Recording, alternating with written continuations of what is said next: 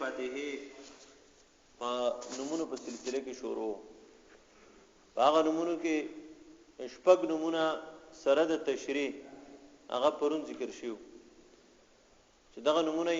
په احادیثو کې راغلي دي نن هم د سوره فاتحه سو نمونه به ذکر کیږي چې دغه نمونه ولا نبی علیہ الصلوۃ والسلام په خپل باندې کې خو دي په هغه نمونه کې یو نوم الوافیه ده سړی سوره فاتحه نزان مکمل خبر کینو سوره فاتحه به ورلبیا خون ور کوي کله یو ملک بادشاہ راشي اته ته چا داغه تعارف ونه کوي چیرې د دې یو ملک بادشاہ دی هیڅ څوک په مونږ پیژني بس هغه دې منځو کې اوسې بزانه وکړه پاس یو د خلکو ته وې د منځنه مخ کې چې الله خوشاله کده د فلاني ملک بادشاہ دی زمونږ دی زه تر راغله خلکو تعارف پر سره وشي نو د منځنه بعد او یا په دې منځ کې نمخ کې خلک به پیژني او د هر څړي شوق په پیدا شي چې ما ور سره ملاقات وکړي نو دا سوره فاتحه دور مرمنګه داسې ویلې د پمانځ کې د دې هغه مقام او مرتبه چې الله پاک دا په هر مانځ کې په موږ باندې مقرر کړی دی کنه ک نفل مونږ دی ک سنت دی ک فرض دی نو دا وجه دا چې دا صورت الله پاک د ډیر زیات محبوب دی نو یو نوم د دې اوم نوم د دې الوافیه دی وافیه چې دی هغه د یو سیس چې دکاندار وتلی او داغه هغه پوره باټ والی پوره قیمتي واخلي نو دغه ته الوافیه وای سفیان بن عینه رحمت الله علیه فرمایي چې دته سوره وافیه زکوي چې په دې کې د قران هغه تمام مضامین پراته دي د قران ټول مضامین په دې صورت کې پراته دي اپ کې څنګه پراته دي نو چې کله موږ د خیره سره د سوره فاتحه تفسیر کوو نو بیا به د وخت سره وایو چې دا تمام مضامین د قران کریم دا په الحمد کې پراته دي سالبی رحمت الله علیه یو مفسر دی هغه فرمایي ډېر عجیب خبره کړې ده چې الحمد چې دا د سوره وافیه زکوي چې دا سورۃ چې دا تنصیب نه قبلې تنصیب معنا دو کول دوه حصے کول یو شی نیمول نصف کول تنصیب معنا نصف کول نیمول یو شی نصف معنا نیم د قران تمام سورتونه کنیم په یو رکعت کې وي او نیم په بل رکعت کې وي نو ټیک ده نیمه سورته بقره په یو سورت کې آیت رکعت کې وای نیمه په بل کې وایا که سوره نساء ده نیم په یو سورت رکعت کې وای نیم په بل رکعت کې وایا نه ټیکی نو سوره فاتحه ته وافیه زکو چې دا به مکمل په هر رکعت کې دا به دې سینه چې نیمه به په یو ځای کې نیمه به په بل ځای کې بلکې دا به مکمل سورت په هر رکعت کې نو ځکه دیتا سوره وافیه وته ویلې شو چیرې دا یو مکمل سورت ده دا نیمیږي نه دا سورت نه نیمیږي په خلاف د قران کریم د نور سورتونو کې چې هغه نیمیږي حضرت مرسی رحمت الله علیه یو مفسر دی هغه فرمایي چې د توافیه په دی وجه باندې وای چې دې صورت هر څه جمع کړل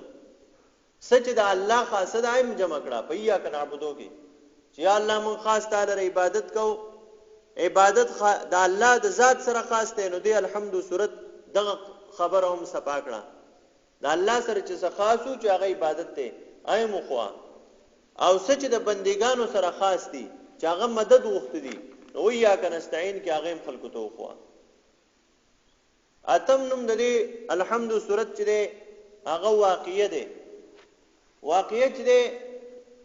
بچکون کی سیستوي لکه ستاسو سره ډال له او تا یو سړی په تور باندې وਹੀ تبا غډال باندې ځان بچکه وقا دا بچکېدو ته وي چې ته یو بچکون کې سيزي هغه ته الواقعه وي وقاوت وي وقيوت وي د بچاو سیستم د دې صورت نوم سورې واقعه ذکر ده چې دا خپل وستونګي چې څوک الحمد صورت وای نو داغه د هر قسمه آفتونو او مرزونو نه بچاو کوي کا په درازي خدا صورت ارتاوهی دته بچ کوي دلیمی د مسند فردوس د دلیمی دا د احادیث یو کتاب دی مشهور کتاب دی مولا علی قاری ته موالی رالی علامه لوسی روح المانی کې امرالی نور هم مفسرین او محدثین د نډیر احادیث ذکر کوي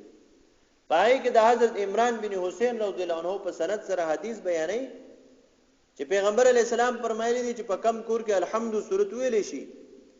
نو دغه کور ته په دغه ورځ باندې بد نظر نه لګي د نظر کېږي نه د انسان په نظر او نه د جنات په نظر باندې حضرت ابن عباس رضی الله عنهما فرمایي ابن عباس د پیغمبر علیه الصلاۃ والسلام د ترز وی دی عباس تر دی او ابن عباس عبد الله ابن عباس چې دیږي د ترز وی دی د فرمایي چې یو پیرا د پیغمبر علیه السلام نو سینا جوړ شو حضرت امام حسن رضی الله تعالی عنہ چې دا د نبی علیه السلام د تر د زوی هم او د نبی علیه الصلاۃ والسلام د لور زوی هم په دواړه طرفه خپلو چانه جوړ شو نو نبی علیہ السلام دا غي د بیماری د وجنه لګ پغم کې پریوت مغموم شو مغموم معنا پغم کې اخته شو ځکه نبی علیہ السلام په خپل نوسو باندې ډیر زیات مینو بلکې نبی علیہ السلام په هر انسان باندې مینو نبی علیہ الصلوۃ والسلام لبزناور هم راتلو پریاد به ورته کو جمعات کې ناسو په راضی پر روایتو کې نو یو اوخ د جمعات په دروازه کې ولاړ دی او په پیغمبر علی السلام پسې زور کوي او صحابه اوخ نیولې د اخوا کوي او هغه چغي وباسي پیغمبر علی السلام چې تو قتل نبی علی السلام مبارک تو فرمایل را پرې دی چې راځي او خراغه نبی علی السلام مخ ته کېناستو او نبی کریم صلی الله علیه و وسلم ته فریاد شروع داسې فریاد وته شروع کو لکه سړی چې خپل مشر ته جاړي او فریاد ورته کوي پیغمبر علیہ الصلوۃ والسلام صحابه ناسو نبی علیہ الصلوۃ والسلام فرمایل دا اوخ د چا دی خلکو ته دا فلانی دی واغه ته आवाज کوي چا راوستو وګوره ته په دې اوخ باندې کار کې او خوراک ول نور کې دی اوخ ما ته وجړل فریاد ما ته پیغمبر علیہ الصلوۃ والسلام ته اوخ فریاد وکړو اوخ پیغمبر علیہ السلام داسې استو حضرت زید یو هلکو زید بن حارثه دا یو هلکو د سکول لکانې پیجنی په سوره احزاب کې د ذکر ډیر راغلی دی نه هم لسم په ځکه اسلامیات چې کوم دي دا کلاسز سوره احزاب په کېشته نه هم لسم دوړو کې اتم کېم دی نو حضرت زید رضی الله تعالی عنہ دا چا ظالمانو پټ کو وای تختو او حضرت خدیجه رضی الله تعالی عنها دی واغستو او بیا چې کله نبی رسول الله والسلام د هغه وعده کو د پیغمبر علیه الصلاۃ والسلام د زید تزوی وی چې دا زما زوی دی د زوی په نوم باندې رالوي کو او په ټوله مکه کې باغه په زید بن محمد باندې یادېدو چې دا د پیغمبر علیه الصلاۃ والسلام زوی دی او د مور په د پسې دومره خپاو په د زید پسې چې کله بنور راخته نو دغه هلک مور بنور ته ولاړه او جړل به چې عین ورا تب زما په زوی زید باندې لګي کو عین ورا تب سونو خوش قسمت چې تب زما په زوی باندې لګي کس پونګ مې براوه خطا ایس پونګ مې ته څومره خوش قسمت چې تب زما په زوی په زید باندې لګي یره چې دا زید به کم زیناس جړل به کله به سارا ته وتا سر سازر به ځان غزار کو دا وخته به راغستل دا به ځان وشو کول په زید پسې حضرت زید رضی الله تعالی عنہ په سفر باندې تله ولته چاو پیجنو چې دا خو غزید دی امور چې په ډیره زیات جاړي ویلکه وې هو استاسرم دی وې زید وته د چاز وې زید محمد صلی الله علیه و آله وسلم بیا په کوم ځای کې دی په مکه کې خلکو ته پیجندو چې د پوډکوالی باندې دي سي اغوا کړی دی چا پته یې ټوله زده کړه چې دی راغی هغه سړی لاړ هغه مور ته ورته چې مبارک شي زوی پیدا شو اډیر زیات خوشاله شوې کم ځای دی ما ټوله پته لیکلې د غوځي چوز پسې د زید صاحب خاندان ترونه هغه را روان شول او د حضرت زید صحابي د مور هغه وختي هم د ځان سره راوړو چې دا چې د کم سړی سره دی که هغه موږ نه راکې نو چې دا وختو ته وخیو چیرې دا دومره وخته بس هغه د خپل سر نه وستي چې کله رال مکه مکرمه کې د پیغمبر علی السلام تپوسو کو نبی علیہ الصلوۃ والسلام سره مخامخ شو نبی علیہ السلام ته یو فرمایل اے دا الله پیغمبره د دې تاسو چې کوم ماشوم دی دا زمونږ ماشوم دی او د مور په دبه سي دومره جاړي چې هغه بالکل مازغوي کار پرې خو دی دا وخته مونږه تعالی چې په نخ کې راوړي دي چې دا داغه د سر وخت دي په خپل ځوی په سی وستي او ډیر په یو غټ غم کې چې د مور اخته شوی دا که تاسو مهرباني وکئ او دا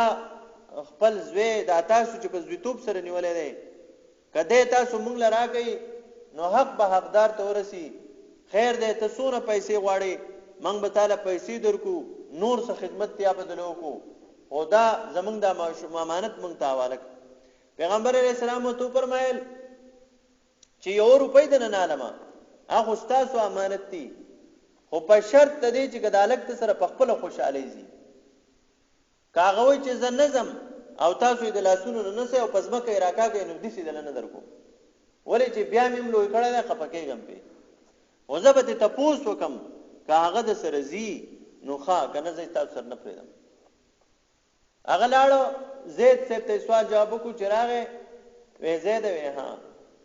ودا سړې پیژنې وې او ودا سوکته ودا زما تر دی د چې را تختو د دونه ماشومم نو چې خالص څوک نه پیژندو ودا بل پیژنې وې او دا می ماما دی اټول ورته ذکر کړو ای بچیا ته خودي سي چارا تختولې وې بیا غلام وې بیا ما آزاد کړو د بچیتو په نوم باندې ملوي کړې زما بچي وې اوس دی راغلي دي او دا ستاده مور وخت دي هغه پتا په سیدا وخت دونه وستې دي نو کته د دې سره په خپل خوشحالي باندې زی نو لاړ شور سره امور به خوشاله شي ناغه په چړا شو هغه په چړا شو چې زما مور په ما په سدونه خپدا لاړ بشم خود دوانو جانو سردار مبارک چرته نه پریدم دې سي هستی چې الله مال را کړی دا او زه د دې سي هستی په غیږ کې لو شوم نو په دې هستی باندې په لکونو موریان قربان د داسې هستی په غیږ باندې د لکونو موریان وخت قربان دا خو سردار د دوانو جهانونو دی لاړو او دا غوي ملاقات وکړو او چې بیا څو وخت بعد راغی پیغمبر علی السلام ته دروازه ورټکیدا نبی علیہ السلام فرمایل څوک ته خلکو ته زید دی نو نبی علیہ الصلوۃ والسلام دا صدر مبارک داسې غرزولې او چې په دې غوري کې پمنډه شو وې زید راغی غوته او داسې خوشاله شو دا صدر مبارک په دې ځمکه باندې راکاګلې کېدو او وت په زید پسې او خاصره راجوخ کو او خپل کو پیغمبر علیہ السلام دا پیغمبر علیہ السلام ور سره داسې مینه محبت شروع نو د دې نبی علیہ السلام ما تاسو ته چای واز خپل نوسینو نو سی خو ډیر زیات خو د دې نور چرته مینه کې دی شي چې په پیغمبر علیہ السلام مونږ کوي او نوسی په سرازی او هغه په هغه منځ کې پغې کوي په منځ کې پغې کوي الله تعالی دې او نبی علیہ الصلوۃ والسلام سجدي لذي هغه تملا ترخی جا په قصل کې ساری کې چورګه دې ګور وخاندي خوشاله شي او چې نبی علیہ الصلوۃ والسلام ته سجدي نه راوچتيږي ناغو چې ردامه شوبن په پشاته لړ شي ناغې دغه شانت کې په لاس کې رالي او د څه پزمکه باندې کې نه پمانځ کې او نبی علیہ السلام کو رکوع لذي ناغور لوګي ته خيجي ملاته ولخيجي ناختر پرز باندې راوتل وې بابا وې ها وې ټول خلک پاسونو خاتلې دي پاسونو سوار دي وې موږ لاس زر ورته داسې شوې بچي راځي دستاسو اسیمه پیغمبر اسلام خپل نو سوته پکم چې یزید بیا لبي وکړي یزید علیه ما یستحقه ويزید علیه ما یستحقه وایو چې د کمې سزا هغه مستحق دی نه غدي وته ملو شي منګ ور سپینه لعنت وایو او په بل څه وایو نو پیغمبر علیہ السلام ته فرمایي چې زستاسو اسیما د ټول نه غره اسیم خپل ګیره مبارک ولا په رسول ور کوي داونه صحیح او پیغمبر علیه الصلاۃ والسلام خپل نصیب یې نو چې هغه نه جوړ شو نبی علیہ السلام بخپه کېدو نه چې خپه شو نه الله تبارک وتعالى په وحی راولېګلا وې پیغمبره صلی الله علیه وسلم وې هغه سورۃ وایا چې په کوم سورۃ کې فا نشته اما تاسو ته پرون ویلو چې دا سورۃ کې د سورې فاتحه کې نشته وې فا د افتونو نه دا اشاره په کې افتونو ته دا وې دا په دې یو لوخي باندې وایا چې په یو لوخي کې وبې سلويخ پیری په دا سورۃ وایا سلويخ پیری او په دې ابو باندې بیا دا امام حسن رضی الله تعالی عنہ خپل لاسونه وینځي دوانه خپل دوانه خپې په پینځي خپل مخ په پینځي خپل سر په پینځي وې د ظاهري او باطینی مرزونه به تیوزي وي د بروغ رمټ پیغمبر علیہ السلام چې کله د نوسی په بیماری نه جوړ شو نو دا وسی په توفه چې په لوخي کې وبکې دا سلويخ پیری په الحمد سورۃ وای د ولد والینه پوری الحمد نو ولد والینه پوری او په دم کا او پاغي باندې بیا خپل خپې او لاسونه مخ او سر وینځي دا مرزونه به تل دي شي په کار دا چې مونږ هم د بیماری په ټیم کې په دې سنتو باندې عمل وکړو نه هم د دینوم سورۃ کنز ده نه هم نوم د دې سورې کنز ده سورې کنز چې دا ته پیغمبر علیه السلام فرمایلی دي حدیث قدسی ده نبی علیہ السلام فرمایي چې الله فرمایلی دي چې الحمد سورۃ چې دا زما د عرش د خزانو نه یو خزانه ده زما د عرش د خزانو نه یو خزانه ده حضرت علی رضی الله عنه فرمایلی دي چې دا سورې فاتحه د الله تعالی د عرش د لاندې چې د الله پاک کم د اسرار او د علوم او د معارف خزاني دي دا دغه نه یو خزانه دنیا ته راغلی ده روایت چا کړی ده دا حضرت انس رضی الله عنه د پیغمبر علی السلام نه او حضرت علی رضی الله عنه بیا دغه تعریف کړی ده په مفسرینو ذکر کړی دي چې حضرت علی رضی الله عنه فرمایي دا موږ چې په سورته فاتحه سونه باس کو دا خو ډیر لک پاتې شی دی په کتابونو کې افسوس چې حضرت علی رضی الله عنه ژوند دی او داغه موږ د سورې فاتحه د فضایل اوریدنو سونه خون به کو حضرت علی رضی الله عنه فرمایي وای کزه د سورې فاتحه فضایل لیکل شروع کما پدې کې چې سدي پاغي لیکل شروع کم وای او یا او خان بدغه بوج ویسی او یا او خان زما پانی با او یا او خان ویسی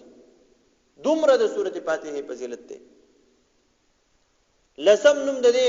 سورۃ الکافیه ده کافیه معنی ده کافی کیدون کې سورۃ پوره کیدون کې سورۃ دا سورۃ چونکه پمانځ کې د دینه بغیر مونږ نه کامل کی چې سورې فاتحه نه ویل نو مونږ نه کامل کی او که سورۃ فاتحه وای نو د دینه بغیر مونږ کامل کیږي کافی کیږي د دې وجه نه دیتا سورې فاتحه الکافیه ویل شو پیغمبر علیه الصلاۃ والسلام فرمایلی دي د دې کافیه سورۃ چې د مفسرینو د دغه حدیثونو کې راغسته دي یو لسم نمبر نوم دې اساس ده الاساس اساس چې دا بنیاد ته وي زیل ته وي د قران زیل چې د سورۃ فاتحه ده د قران بنیاد چې دا سورۃ فاتحه ده د دې وجه نه دیته اساس ویل شو دا د قران اصل ده حضرت ابی بن شعبی رضی الله تعالی عنہ دا صحابي دی هغه باندې دړ راغې هغه دړ داسې د دې پښتون والا او د دې عورت پورې دسي دړو او د ټینګې دونو ډېر سخت تکلیف وته نه پیغمبر علی السلام تو فرمایل چې پتا لازم دي چې ته د قران د بنیاد ولولې د قران بنیاد ولولې یعنی کم سورۃ فاتحه نو نه په دې حدیث کې وته د قران بنیاد وي دا قران بنیاد دی ابن عباس رضی الله عنه فرمایي چې د هر شی او بنیادی او د قران بنیاد چې دی هغه الحمد سورۃ دی او بیا د الحمد بنیاد چې دی هغه بسم الله الرحمن الرحیم دی وګورئ قران د قران بنیاد الحمد دی او د الحمد بنیاد چې دی دا بسم الله ده په دې بسم الله کې ګورم چل دی ډیر لوی فضیلت دی وای چې تاسو ته کله په ګرځېدو کې تکلیفي په ګرځېدو را ګرځېدو کې ناس ته پاس کې تکلیفي نو الحمد سورۃ وای او ځان په ځان دموي مرزونه په الله پاک ستاسو نه لړکې وای په ټولو عبادتونو کې د ایمان نرست لوی عبادت هغه چې د مونږ دی او مونږ بغیر د دې صورت نه کیږي. نو په دې صورت کې هغه سيزونه بیان کړی دي چې کم په ایمان کې لازمي دي او دا غینه بغیر ایمان نه مکملېږي. څلورم 12 نوم د دې سورۃ نور دی. حضرت انس رضی الله عنه تاسو کو د پیغمبر علی السلام نه د الکتاب په باره کې د سورې فاتحه په باره کې د پیغمبر علی السلام ته فرمایل چې څنګه تا زمانه تاسو کو نو د سیمه د جبرئیل علی السلام نوم تاسو کړو د سورې فاتحه په باره کې. نو جبرئیل علی السلام ما ته فرمایلیو چې دغه شان تاسو ما د میکائیل علی السلام نه کړو. میکائیل علی السلام فرمایل چې دغه شان تاسو ما د اسرافیل علی السلام نه کړو. او اسرافیل علی السلام هغه فرشته ده چې هغه ته د لوح محفوظ د سیمه خته ده او دا دون لوی فرشته ده چې دا د جبرئیل علی السلام نوم لوی ده. د جبرئیل علی السلام شپږ سو وزیر دي، شپږ سو او کدا شپږ سو وزیر په دې کل دنیا را خوري کی نو داسې به لکه په یو میدان کې چې چنچنه ناشته یعنی دا کل دنیا به د چنچنې هم لخکاري شي. او بدای الظهور لیکلی دي چې جبرئیل علی السلام سره د شپږ سو وزرو د میکائیل علیہ السلام د اسرافیل علیہ السلام په دې ځای باندې د دې شونډې نه شروع وکړه پاولتو باندې شروع کو